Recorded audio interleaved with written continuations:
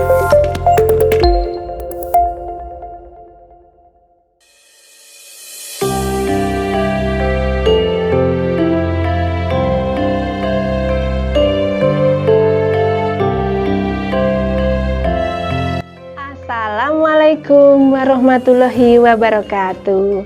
Selamat pagi anak-anakku. Apa kabarnya hari ini?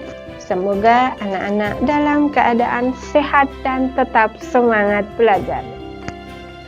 Baik, hari ini kita akan belajar materi kelas 5, tema 7, peristiwa dalam kehidupan, subtema 1, peristiwa kebangsaan, masa penjajahan, pembelajaran yang keempat. Sebelum kita belajar, marilah kita berdoa terlebih dahulu. Menurut agama dan kepercayaan masing-masing, berdoa mulai. Selesai. Pembelajaran kali ini kita akan mencapai tujuan sebagai berikut. 1. Dengan membaca, peserta didik dapat mengetahui peristiwa-peristiwa sejarah pada masa awal pergerakan nasional secara runtut. Yang kedua, dengan mengamati, peserta didik dapat memahami kondisi kehidupan masyarakat Indonesia pada awal masa pergerakan nasional di berbagai bidang secara tepat. Yang ketiga, dengan membaca, peserta didik dapat menyebutkan faktor-faktor yang membedakan suku bangsa yang satu dengan yang lain secara benar. 4. Dengan membaca, peserta didik dapat menyebutkan peristiwa-peristiwa seputar Sumpah Pemuda tahun 1928 dengan tepat. Anak-anakku yang hebat, berbagai perlawanan terhadap penjajah terus mengalami kegagalan karena perlawanan masih bersifat kedaerahan. Kemudian lahir sistem perjuangan baru yang dikenal dengan kebangkitan nasional. Bangsa Indonesia mengalami penderitaan akibat penjajah mulai abad ke-17 sampai abad ke-20. Pada masa penjajahan, bangsa Indonesia telah berusaha sekuat tenaga untuk mengusir penjajah dan bercita-cita menjadi bangsa yang merdeka, bebas dari penjajahan. Berbagai bentuk perlawanan terhadap penjajah yang dilakukan oleh para raja, bangsawan, tokoh masyarakat, dan tokoh agama dilakukan dengan cara mengangkat senjata. Namun, pada umumnya bentuk perlawanan semacam itu mengalami kegagalan. Berikut ini adalah beberapa macam pergerakan melawan penjajah. Pada masa awal pergerakan nasional tahun 1900-an, pada masa ini lahir banyak organisasi pergerakan seperti Budi Utomo, Sarekat Islam, Muhammadiyah, dan Indonesia Partai. Salah satu organisasi yang besar pengaruhnya terhadap pergerakan nasional adalah Budi Utomo. Pada hari Minggu tanggal 20 Mei 1908, Sutomo beserta kawan-kawannya berkumpul di Jakarta. Mereka sepakat mendirikan Budi Utomo yang berarti usaha mulia. Karena sebagai organisasi modern yang pertama kali muncul di Indonesia, pemerintah Republik Indonesia menetapkan berdirinya Budi Utomo diperingati sebagai Hari Kebangkitan Nasional. Kemudian masa awal radikal, yaitu antara tahun 1920 sampai 1927-an. Perjuangan bangsa Indonesia melawan penjajah pada abad ke-20 disebut masa radikal karena pergerakan-pergerakan nasional pada masa ini bersifat radikal atau keras terhadap pemerintah Hindia Belanda. Mereka menggunakan asas non-kooperatif atau tidak mau bekerja sama dengan pemerintah Belanda. Organisasi-organisasi yang bersifat radikal adalah Perhimpunan Indonesia atau PI, Partai Komunis Indonesia atau PKI, Nahdlatul Ulama atau NU, Partai Nasional Indonesia atau PNI. Kemudian selanjutnya adalah masa moderat atau tahun 1930-an. Sejak tahun 1930, organisasi-organisasi pergerakan Indonesia mengubah taktik perjuangannya. Mereka menggunakan taktik kooperatif atau bersedia diajak kerjasama dengan pemerintah Hindia Belanda. Anak-anakku yang hebat, untuk lembar kerja yang pertama, jawablah pertanyaan-pertanyaan berikut ini dengan tepat. 1. Mengapa berbagai bentuk perlawanan terhadap Belanda sering mengalami kegagalan? 2. Bagaimanakah perubahan strategi perlawanan terhadap Belanda dilakukan oleh kaum atau golongan muda terpelajar?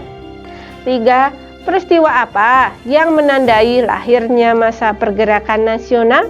4. Jelaskan pembagian masa pergerakan nasional. Kemudian, anak-anakku perhatikan gambar berikut ini. Gambar siapakah beliau? Coba berikan keterangan di sampingnya. Anak-anakku yang hebat, pada bacaan di atas disebutkan salah satu faktor munculnya rasa kebangsaan di Indonesia. Sekarang, diskusikanlah bersama orang tua kalian mengenai faktor-faktor lain yang memicu munculnya rasa kebangsaan Indonesia. Sebagai bahan diskusi, kalian dapat mencari referensi dari buku atau artikel.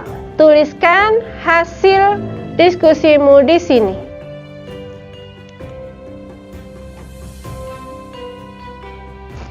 Baiklah, mari sekarang kita belajar tentang peristiwa Sumpah Pemuda tahun 1928. Selama zaman penjajahan Belanda, Kongres Pemuda Indonesia diselenggarakan 3 kali.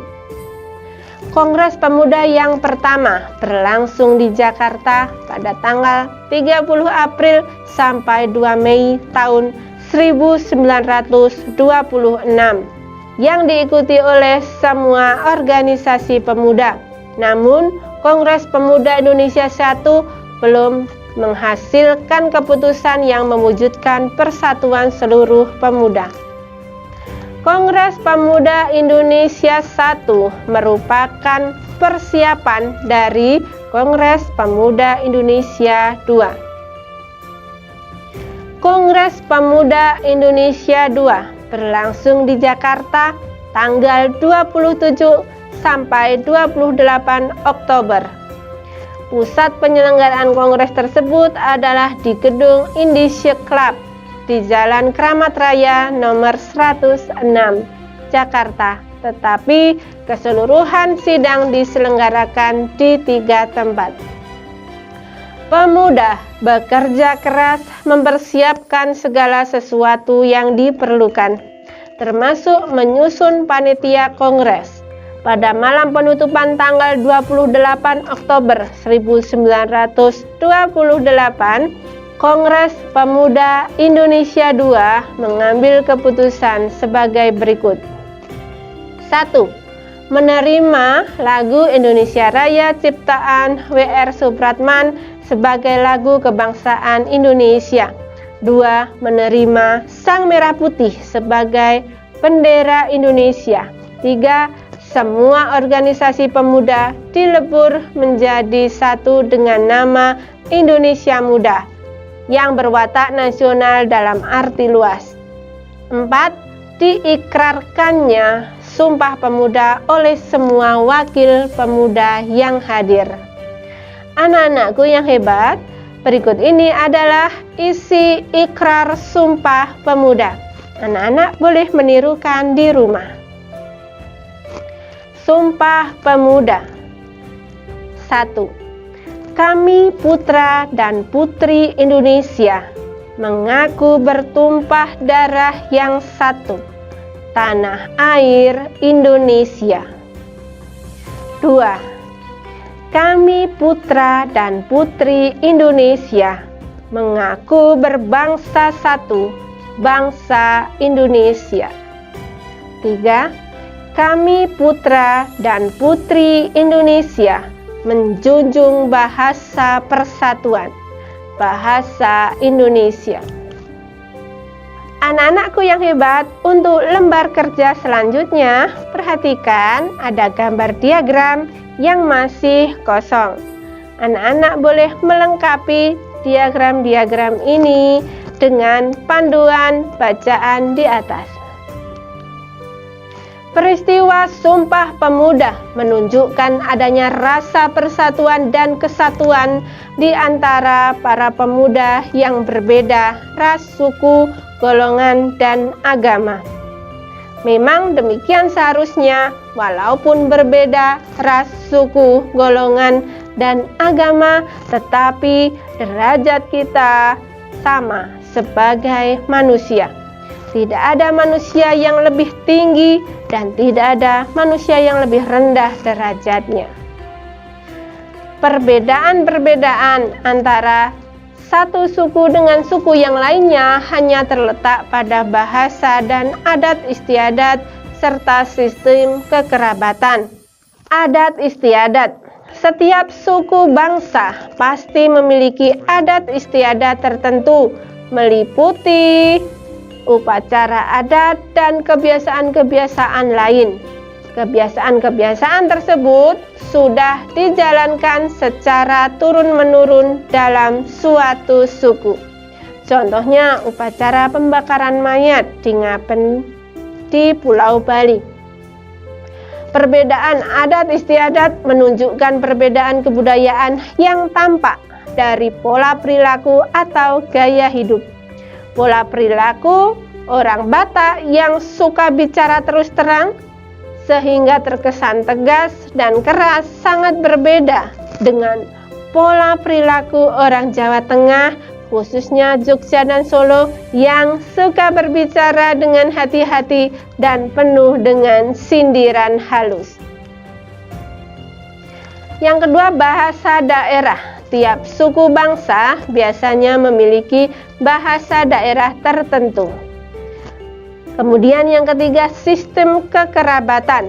Sistem kekerabatan merupakan sistem keturunan yang dianut oleh suku bangsa tertentu berdasarkan garis ayah, garis ibu, atau kedua-duanya.